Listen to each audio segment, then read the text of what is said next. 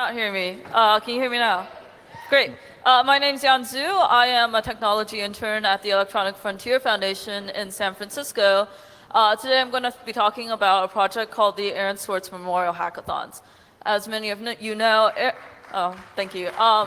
Aaron was a hacker and an activist who tragically committed suicide in January of this year.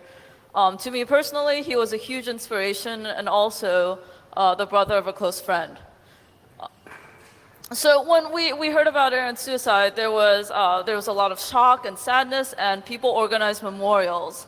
I was in San Francisco at the time, and I thought, well, why not organize a hackathon? Why not do something to continue the work that Aaron started in data liberation, in open source technology, in political and social justice?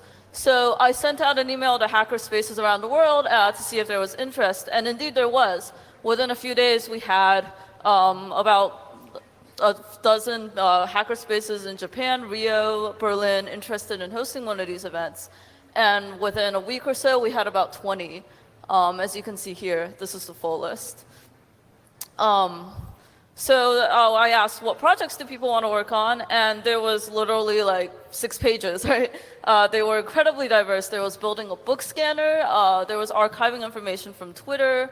And Aaron's brother even looked into the projects that Aaron was currently working on at the time of his death and tried to gather those repositories. So at Noisebridge, which was the hackerspace I was most involved with, we had a 2-day event, and one example of a project we worked on was taking US government data and turning it into a much more manageable and readable format.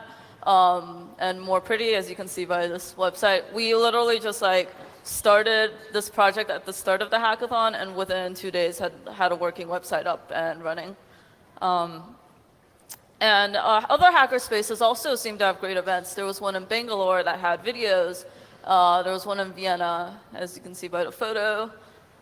But there were a lot of projects that weren't finished or even started because we had so many. There was someone found that Aaron had downloaded 900,000 books from Google Books that were not yet in a public domain, and we need to copy edit those and make them more indexable.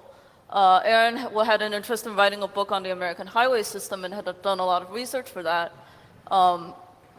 Christy Dudley from Fork the Law came and gave us a talk about a project to reform computer law.